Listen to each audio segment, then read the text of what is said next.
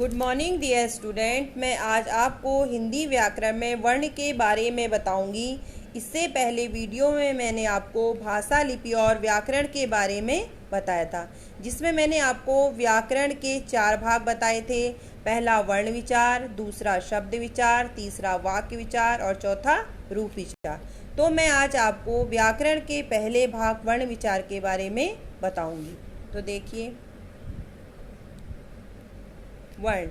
देखिए, बोलते समय हम मुख से जिन ध्वनियों का उच्चारण करते हैं, उन्हीं ध्वनियों का लिखित रूप वर्ण या अक्षर कहलाता है। देखिए, जैसे वर्ण, वह छोटी से छोटी मूल ध्वनि जिसके खंड नहीं किए जा सकते, वर्ण या अक्षर कहलाते, यानी इनको आप तोड़ नहीं सकते। जैसे आ, का, खा, गा आदि। इसको मैं एक उदाहरण के द्वारा आपको समझा रही हूँ। जैसे यहाँ पर देखिए, सैनिक शब्द लिखा हुआ है, इसके आपने खंड किए, जैसे सा, जवा ए, जवा ना, जवा ई, जवा का, जवा आ।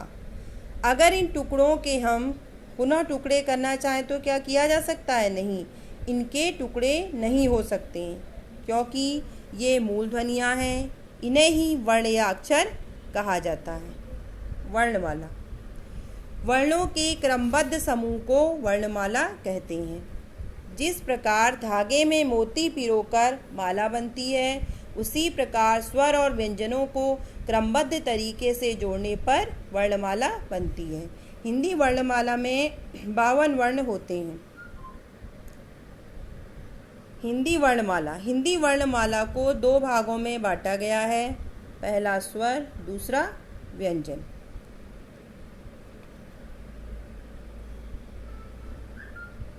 स्वर, जिन वर्णों का उच्चारण बिना किसी वर्ण की सहायता से स्वतंत्र रूप से किया जाता है, उन्हें स्वर कहते हैं। यानी इन वर्णों को बोलने में आपको स्वतंत्रता रहेगी, कोई भी मतलब आपको जोर नहीं लगाना पड़ेगा। इनकी संख्या 11 है। ये निम्नलिखित हैं: अ, आ, ई, उ, री, ए, ऐ, ओ, औ। स्वर के भेद, स्वर के 3 भेद होते हैं। पहला ह्रस्व स्वर, दूसरा दीर्घ स्वर और तीसरा प्लुत स्वर। ह्रस्व स्वर, जिन वर्णों के उच्चारण में सबसे कम समय लगता है, यानी इन वर्णों को आप बोलेंगे तो उसमें सबसे कम समय लगेगा। जैसे आ, ई, उ, री, ये वर्ण ह्रस्व वर्ण है। इनकी संख्या 4 होती है। नंबर 2, दीर्घ स्वर, जिन स्वर वर्णों के उच्चारण में ह्रस्व से दुगना समय लगता है, यानी इनको ह्रस्व से ज़्यादा समय लगेगा बोलने में। जैसे बड़ा आ, बड़ी ई, बड़ा ऊ, ए, ऐ, ओ, औ, ये 7 होते हैं। नंबर 3, प्लुत स्वर, जिन स्वर वर्णों के उच्चारण में ह्रस्व से लगभग 3 गुना समय लगता है, यानी इनको बोलने में आपको ह्रस्व और दीर्घ से ज़्यादा समय लगेगा, उन्हें प्लुत स्वर कहते हैं। जैसे ओम, राम आदि। देखिए, उनको बोलने में थोड़ा जोर लग रहा है कि नहीं लग रहा है? जैसे ओम, राम। अब हम वर्णमाला के दूसरे भाग व्यंजन के बारे में बात करेंगे। देखिए, जिन वर्णों के उच्चारण में स्वर वर्णों की सहायता की जरूरत पड़ती है, यानी व्यंजनों को बोलने में स्वरों की हेल्प लेनी पड़ेगी, उन्हें व्यंजन कहते हैं। देखिए, इनकी संख्या 33 है। ये निम्नलिखित हैं। देखिए, का, खा, गा, घा, गा, चा, छा, जा, झा, या, टा, ठा, डा, ढा, अणा, ता, था, दा, धा, ना, पा, फा, बाबा, मा, या, रा, ला, वा, शा, शा, शा, हा। या, रा, ला, वा अंतस्थ व्यंजन है। देखिए, 4 है इनकी संख्या। ऐसे शा, शा, शा, हा, ये ऊष्म व्यंजन है, इनकी संख्या भी 4 है। और छा, त्रा, ज्ञाश्रा, ये संयुक्त व्यंजन है, इनकी संख्या भी 4 है। णा और ढा जो है वो 9 अतिरिक्त वर्ण हैं। व्यंजन के भेद, व्यंजन को निम्नलिखित भागों में बांटा गया है। नंबर 1, स्पर्श व्यंजन। नंबर 2, अंतस्थ व्यंजन। नंबर 3, ऊष्म व्यंजन। नंबर 4, संयुक्त व्यंजन। और नंबर 5, नव विकसित अतिरिक्त वर्ण। स्पर्श व्यंजन, यानी जिन वर्णों के उच्चारण में फेफड़ों से निकलने वाली वायु मुख के विभिन्न भागों, जैसे कंठ, तालु, मूर्धा, दंत, ओष्ठ को स्पर्श करती हुई मुख से बाहर आती है, उन्हें स्पर्श व्यंजन कहते हैं। यानी इनके उच्चारण में जीवा जो कि मुख के विभिन्न भागों को स्पर्श करेगी। वो भाग कौन कौन से हैं? जैसे कंठ हो गए, तालु, मूर्धा, दंत, ओष्ठ। इनकी संख्या 25 होती है। नंबर 2, अंतस्थ व्यंजन यानी बीच के। या, रा, ला, वा वर्ण अंतस्थ व्यंजन के अंतर्गत आते हैं।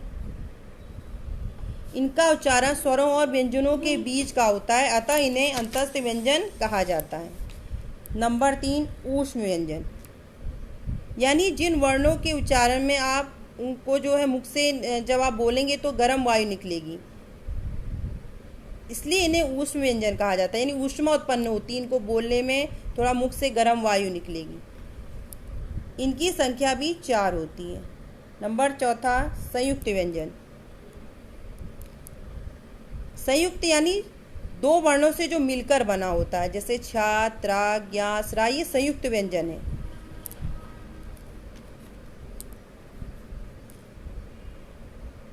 देखिए जैसे छा है, ये का और सा से मिलकर बना होता है, जैसे कक्षा, शिक्षा।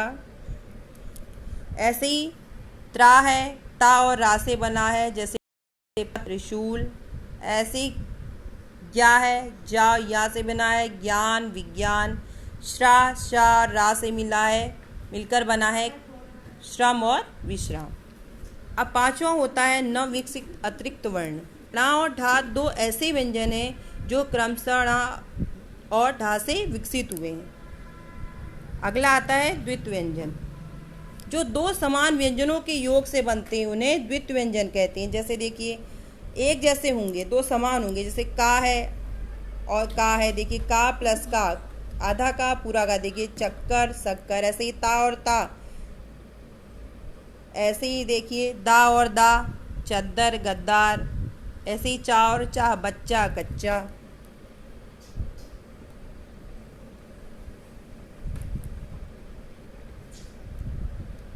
अयोगवाह।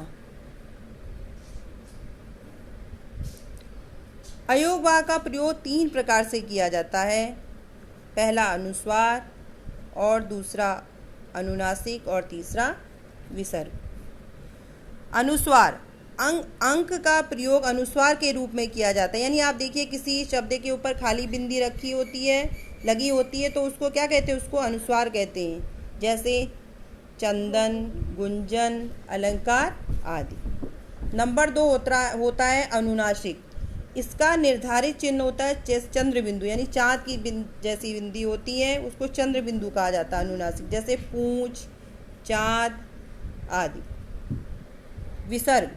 नंबर 3 विसर्ग। उच्चारण के समय इसकी ध्वनि हा के रूप में आती है। जैसे आप बोलोगे प्रातः, देखिए हा के जैसा उच्चारण हो रहा है, तो ये जो 2 बिंदी लगी होती हैं शब्द के बाद में या बीच में, तो उन्हें विसर्ग कहते हैं। जैसे राम, नमः, प्रातः आदि। वर्णों का उच्चारण स्थान देखिए, जो आ, का, खा, गा ये हैं, इनका उच्चारण स्थान कंठ से होता है और वर्ग का नाम है कंठ। ऐसे ही ई, च, छ, ज, झ, य और या, शा इनका तालु से होता है, तालव्य हो गया। ऐसे री, टा, ठा इनका मूर्धा से होता है उच्चारण स्थान, तो वर्ग का नाम मूर्धन्य हुआ। ऐसे ही उच्चारण स्थान ता है, था है, दा है, धा है, इनका दंत से उच्चारण स्थान हुआ, इनका वर्ग का नाम दंत्य हुआ। ऐसे ही अणा या अणा, ना, मा इनका नासिका उच्चारण स्थान हुआ और इनका जो वर्ण का नाम हुआ नासिक।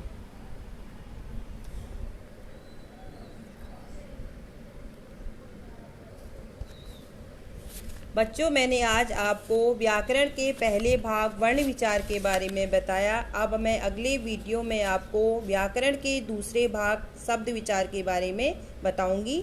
धन्यवाद।